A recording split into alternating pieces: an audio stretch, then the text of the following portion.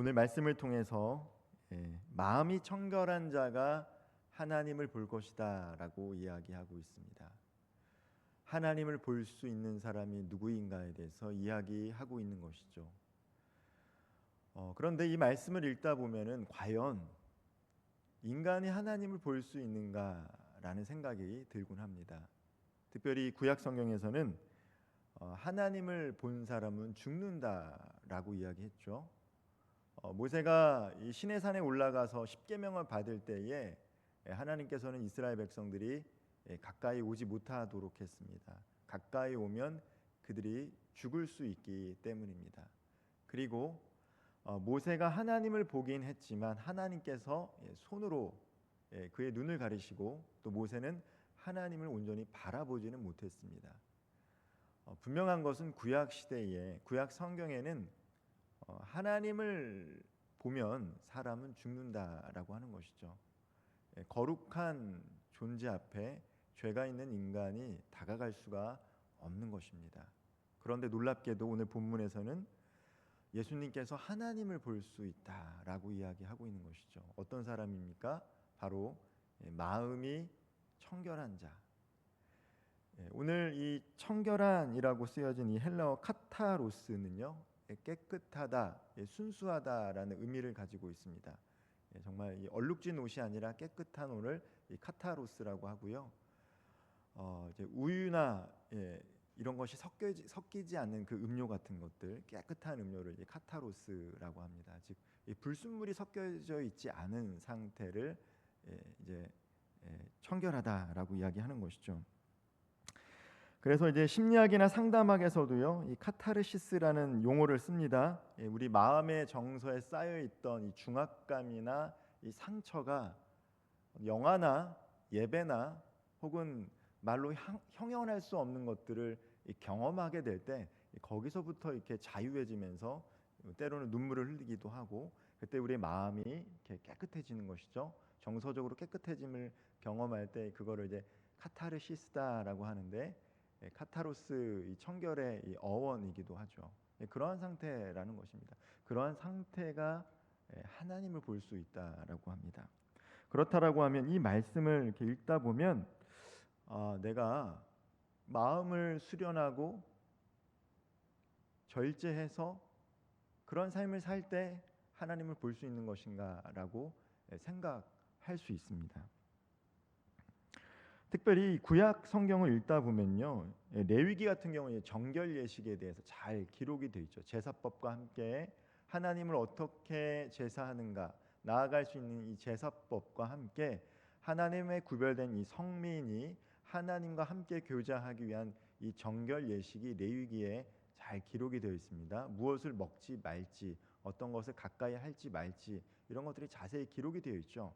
즉 예수님께서 말씀하신 게 구약 시대에 하나님께서 말씀하셨던 것처럼 이 정결 예식을 잘 지키고 제사법을 잘 지킬 때 우리가 청결한 마음을 갖게 되는 것인가? 분명 그것은 아니다라는 것이죠.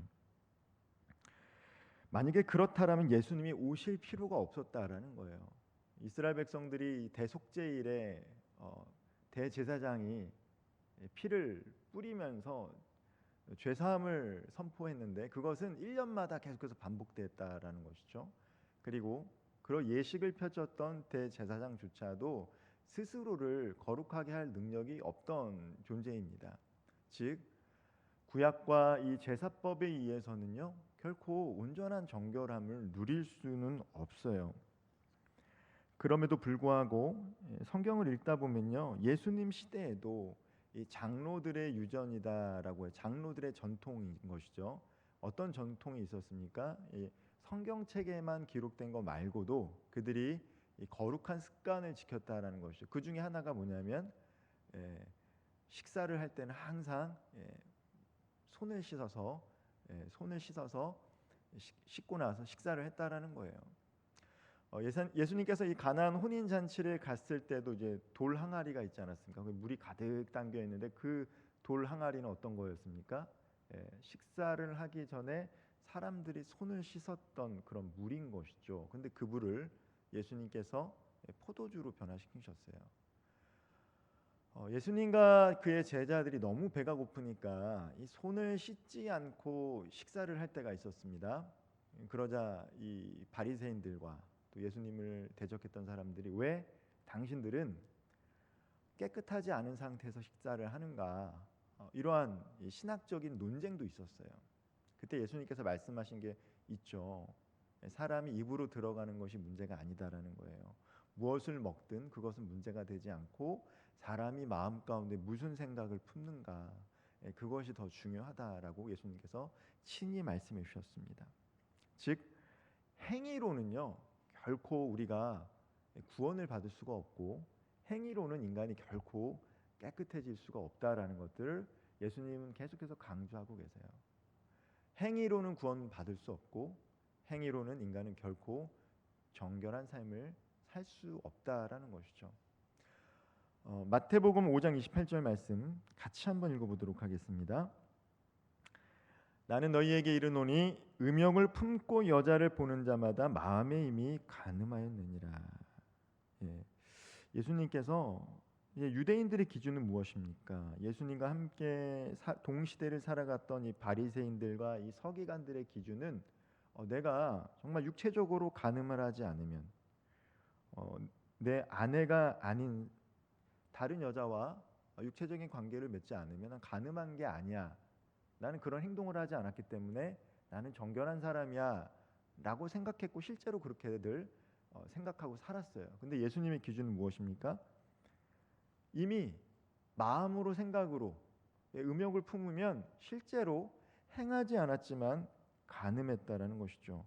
마음과 생각으로도 죄를 범할 수 있다라고 말씀하고 계세요. 이것뿐만이 아닙니다. 살인하지 말라라는 것들을 가르쳐 주시면서 실제로 누군가의 생명을 빼앗지 않지만 라가, 욕하는 말이죠. 비방하는 말입니다. 라가라고 하는 사람은 형제를 죽이는 사람이다. 이 살인하는 사람이다라고 이야기합니다. 즉 마음과 생각으로 인간은 언제든지 죄를 지을 수 있고 행위가 아니라 마음과 생각 가운데 무엇을 품는가가 더 중요하다라는 거예요. 잠언에서도 그렇게 얘기합니다. 무릇 지킬 만한 것보다 더욱 내 마음을 지키라. 생명의 근원이 이에서 남이니라. 우리가 이 마음과 생각 속에 무엇을 품고 있는가가 결국 우리의 삶을 주관하기 때문에 마음과 생각을 잘 지키라고 이야기합니다. 그렇다면 마음을 청결하게 하는 방법이 무엇일까? 시시때때로 우리는 악한 생각, 음란한 생각을 할 수밖에 없는 연약한 존재인데 그런 우리가 어떻게 청결할 수 있을까라는 생각이 들죠. 사도행전 15장 9절 말씀을 같이 한번 읽어보도록 하겠습니다. 함께 읽겠습니다. 믿음으로 그들의 마음을 깨끗이 하사 그들이나 우리나 차별하지 아니하셨느니라. 사도행전 15장 이 말씀의 배경은 무엇입니까? 예루살렘 공의회를 열어요. 초대 공의회를 열어서 이제 선교의 문이 이방인들에게 열렸는데 그 기준을 어떻게 할 것인가에 대한 논의를 하고 있었을 때였어요. 근데 초대교회 당시에는 이 두 부류의 그리스도인들이 있었습니다. 유대계에서 개종한 그리스도인들이 있었고 원래는 유대인이 아니라 헬라인들, 이방인들이었는데 그들이 전한 복음으로 인해서 예수를 믿게 된 사람들이 있었죠.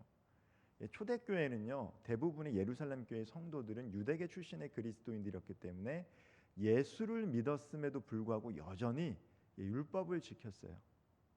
자신의 아들이 태어나면 8일째 되는 날에 할례를 행했고 금식을 했고 절기를 지켰습니다. 그것을 동시에 함과 동시에 예수를 믿었던 것이죠. 율법에 능했고 율법을 잘 지켰던 유대계 그리스도인들에게는 전혀 문제가 되지 않았죠. 예수를 믿어도 그들의 전통을 지키는 건 절대 문제가 되지 않았습니다.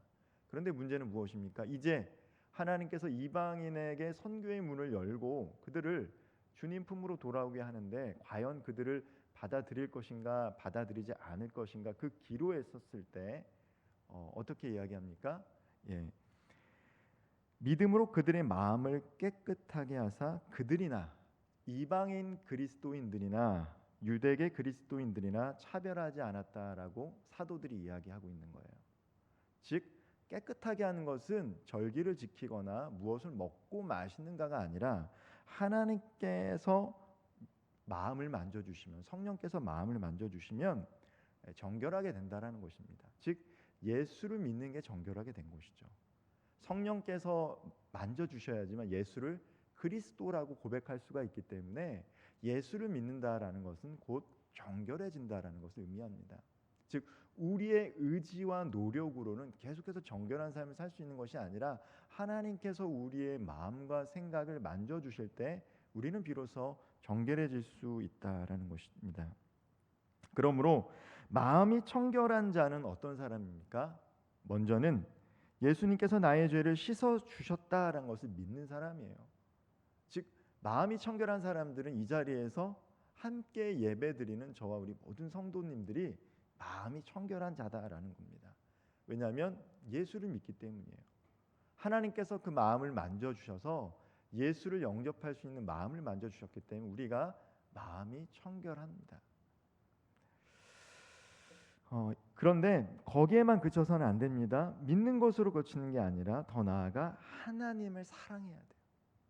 일시적으로 우리가 믿고 뜨거울 수는 있는데 그 상태에서는 계속 하나님을 바라볼 수 있는 삶을 살아요. 그런데 우리가 항상 그런 영적인 상태를 유지할 수 있는 게 아니라는 것이죠. 우리가 세상 속에 살아가고 있기 때문에 연약하기 때문에 늘 하나님의 영으로 충만한 게 아니에요. 우리가 예수를 믿고 이제 하나님 앞에 직접 나아갈 수 있는 존재가 되었음에도 불구하고 때로는요 하나님의 생각하지 않고 살아갈 때가 많습니다. 앞에서 계속 이야기 나눴지만 팔복은 무엇입니까? 심령이 가난하다는 것. 내가 하나님 없이는 살아갈 수 없는 존재구나 깨닫는 사람이 복받은 사람이고요. 애통하는 사람, 나는 정말 죄인이구나. 내 힘으로는 하나님 앞에 가까이 나아갈 수 없구나. 즉 계속해서 하나님을 찾는 존재가 될 때 우리는 하나님을 보고 느끼고 만질 수 있는 존재가 되는데 하나님으로부터 멀어지는 환경 속에서는 하나님의 임재를 경험하기가 매우 어렵습니다. 즉 하나님을 본다라는 것, 예수님께서 말씀하신 하나님을 본다라는 의미를 우리가 조금 더 생각을 해봐야 돼요. 우리 성도님들은 하나님을 보셨습니까? 아멘이시죠? 아멘이 없으시네요. 하나님을 보셨죠. 근데 만약에 내가 진짜 하나님을 봤다라고 이야기하면 사람들 어떻게 바라봅니까? 내가 어제 아침에 눈을 떴는데 하나님을 봤어. 사람들이 그 말 믿나요? 안 믿어요. 내가 하나님을 봤다라고 하면 사람들은 이상하게 생각합니다. 어떻게 저 사람이 하나님을 봐? 그렇죠? 그럼 예수님은 분명히 마음이 청결한 사람은 하나님을 본다라고 했는데 거짓말하는 것일까? 그렇지 않다라는 것이죠. 이 본다라고 사용된 이 헬라어 호라오라는 단어가 있어요. 이 단어 자체는 원뜻은 우리가 눈으로 인식해서 무엇인가 사물을 본다라는 뜻을 갖고 있습니다. 그런데 이 단어가 조금 더 확장하게 되면 어떻게 되냐면 경험적으로 내가 무엇인가를 본다라는 거야. 경험을 통해서 내가 무엇인가를 본다는 눈으로 보는 게 아니라 경험으로 오감으로 실제적으로 내가 체험해서 무엇인가를 느끼고 생각하고 보는다라는 의미를 가지고 있어요. 이렇게만 이야기하면 조금 이렇게 와닿지 않잖아요. 그래서 우리나라 말로는 이제 눈에 선하다라는 표현이 좀 있어요. 내가 실제로 보진 않지만 눈으로 그릴 수 있는 거죠. 이미 경험했기 때문에 무엇인가를 봤기 때문에 눈으로 그것을 그리고 마음으로 그리고 볼 수 있는 것이죠. 우리가 이제 한창 누군가를 뜨겁게 사랑할 때 어떻습니까? 그 사람을 계속 생각하게 되잖아요. 뭐 요즘에는 전화도 하고 화상 통화를 해서 언제든지 볼 수 있고 들을 수 있지만 예전 같은 경우 어떻습니까? 헤어지면 볼 수가 없는 거예요. 눈으로 볼 수가 없어요. 그럼 어떻습니까? 생각하는 것이죠. 눈으로 그리고 마음에 선한 거예요. 그 사람을 사랑하고 생각할수록 더 선명하게 볼 수 있게 됩니다. 즉 마음이 청결하다라는 것은 무엇이냐면 내가 예수 그리스도를 믿고 더 나아가 하나님을 깊이 사랑하기 때문에 하나님이 내 눈앞에 선한 상태인 거예요. 이미 경험했기 때문에 하나님을 만나고 경험했기 때문에 묵상하고 하나님을 그리워하는 그 상태가 바로 마음이 청결하다라는 것이죠. 마음이 청결해지는 것은 내 죄가 예수님 때문에 사라졌음을 믿는 믿음으로 시작해서요, 하나님을 진심으로 좋아하고 사랑하는 상태가 바로 청결한 사람들입니다. 즉 오늘 이 자리에서 함께 예배를 드리는 이 모든 성도님들이 바로 하나님을 바라보는 마음이 청결한 자입니다. 그런 사람은 이 땅을 사는 동안에 하나님 안에 거함으로써 하나님을 볼 수 있는 복을 누리고 살아가게 됩니다. 하나님을 볼 수 있는 거예요. 눈에 선한 거죠. 그 하나님. 그런데 왜 우리가 하나님을 볼 수 없을까요? 하나님의 임재를 경험하지 못할까요? 왜 우리의 눈이 가려질까요? 그것은 우리가 예수를 믿었음에도 불구하고 때로는 이 세상 속에서 하나님만을 바라보지 않기 때문이에요. 특별히 예수님께서는요, 성경에서는요, 탐심을 멀리하라고 얘기합니다. 탐심은 골로새서 말씀에 탐심은 곧 우상 숭배다라고 얘기해요. 우리 마음에 탐심이 가득 차면 어떻습니까? 우상이 뭡니까? 우상은 인간의 욕망에 투사되는 거죠. 그렇기 때문에 사람마다 각기 추구하는 우상이 다를 수가 있어요. 우리의 욕망에 투사된 욕망을 바라보게 되면요, 어느 순간 하나님이 보이지 않게 됩니다. 특별히 예수님은 두 주인을 섬기지 말라라고 얘기했어요. 그리고 돈을 우상이다라고 예수님 특별히 말씀하셨습니다. 돈을 사랑하는 자, 디모데에서도 말씀하시기를 돈은 가치 중립적이지만 돈을 사랑하는 마음은 일만하게 뿌리가 된다라고 얘기합니다. 그리고 탐심은 우상 숭배다라고 얘기합니다. 예수님께서는 두 주인을 섬길 수 없다라고 얘기합니다. 그것이 우리의 눈을 가리기 때문이에요. 하나님을 생각하지 않게 만듭니다. 하나님을 묵상하는데 어느 일정한 테두리를 넘어가지 못하게 됩니다. 왜냐하면 인간이 그것을 추구하기 때문이에요. 물질뿐만이 아니죠. 어떤 사람들은 사람들과의 관계에서 오는 영향력을 우상으로 삼고 살아가는 사람들도 있어요. 그 사람들에게는요, 그것이 하나님을 보게 하는데 가로막는 장막이 돼요. 분명 우리는 하나님을 볼 수 있는 존재입니다. 이 피조 세계를 통해서 하나님을 알만한 것들을 늘 누리며 살아갈 수가 있고, 그 신성을 누리고 경험하며 살아갈 수 있는 존재가 바로 우리예요. 그럼에도 불구하고 우리가 그것을 누리지 못하고 살아갈 때가 있다는 것이죠. 우리의 욕심과 욕망이 하나님보다 더 커질 때, 그것이 하나님께로 나아가는데 장애가 된다라는 것입니다. 하나님의 임재 연습이라는 책이 있습니다.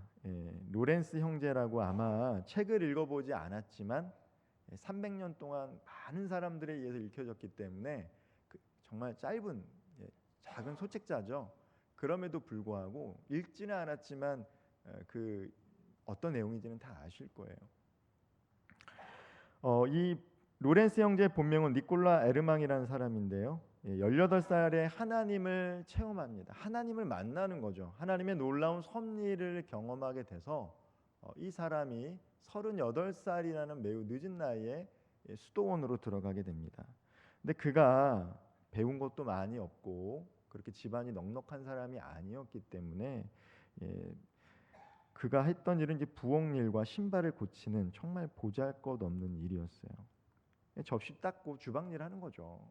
그런데 그 속에서, 그 삶의 자리에서 로렌스 형제는 다른 사람들이 누리지 못하는 놀라운 경험들을 하는 거예요.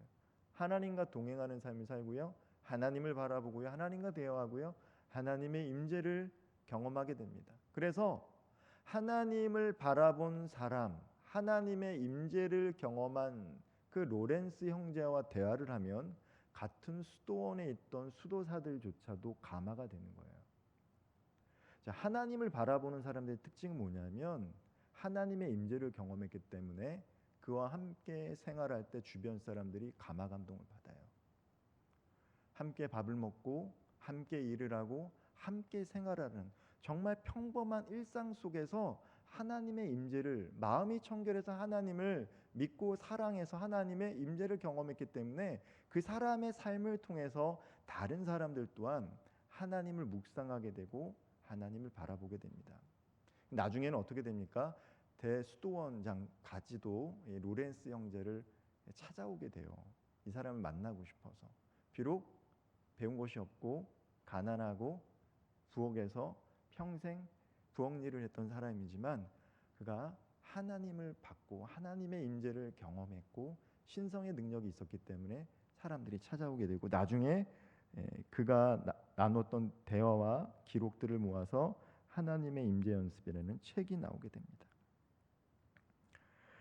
로렌스 형제는 사랑이 모든 일의 동기다라고 이야기를 해요. 그리고 주님만이 자신이 넘어짐을 막을 수 있다라고 이야기합니다. 내 힘으로는 올바른 삶을 살아갈 수 없다라고 고백해요. 내가 올바른 삶을 살아가려면 하나님을 사랑하고 하나님을 의지할 때만 비로소 그러한 삶을 살아갈 수 있다라고 고백했던 사람이 바로 로렌스 형제입니다. 예수님은 오늘 마음이 청결한 자는 하나님을 볼 것이다라고 이야기했어요. 정말 구약 시대의 사람들은 도저히 누릴 수 없는, 생각해 볼 수 없는 복입니다. 그런데 그 복을 예수님 당시 사람들과 오늘을 살아가는 저와 우리 성도님들에게 말씀해주고 계신 거예요. 마음이 청결하면 하나님을 대면할 수 있다. 그 신성을 경험할 수 있다라고 주님께서 복의 선포를 하고 계십니다. 하나님을 보는 것은 꿈이라든가 환상과 같은 신비한 체험을 말하는 것은 아니에요.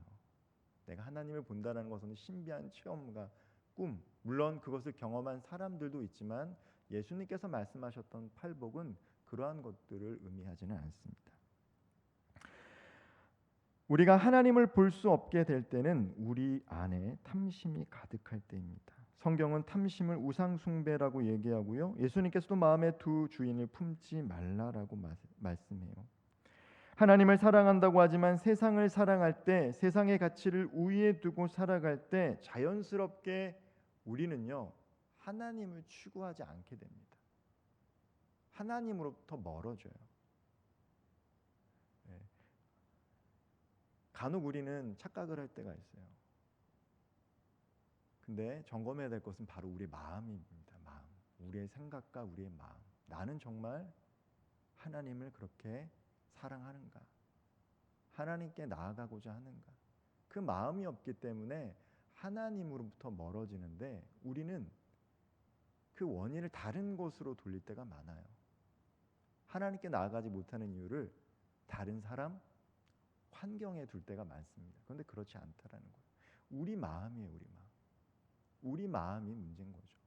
내가 하나님을 사랑한다라고 작정하고 기도하면 하나님은 우리 마음을 만져 주시는 분이기 때문입니다. 그리고 우리는 그때 비로소 다시 하나님의 존재를 느끼고 경험하게 되는 거예요. 우리가 탐심으로 인해 눈이 어두워져 만물에 담겨있는 하나님의 능력과 신성을 알아보지 못할 뿐 이미 하나님께서는 모든 것을 누릴 수 있는 특권을 저와 우리 성도님들에게 허락하셨습니다. 우리가 하나님을 믿고 사모하고 깊이 사랑하면 우리를 둘러싼 모든 자연과 일상의 삶 속에서 하나님의 능력과 신성을 볼 수 있도록 하나님께서 이미 우리에게 복을 허락하셨습니다. 그리고 오늘 예수님께서는 그 복의 현장으로 우리를 초대하고 계십니다. 우리의 삶의 자리에서 놀라우신 하나님의 능력과 그분의 임재를 경험할 수 있도록 우리의 마음을 더 주님께 가까이 가지고 나아갈 수 있는 오늘 밤 기도의 시간이 되기를 주님의 이름으로 축원드리겠습니다. 기도하겠습니다.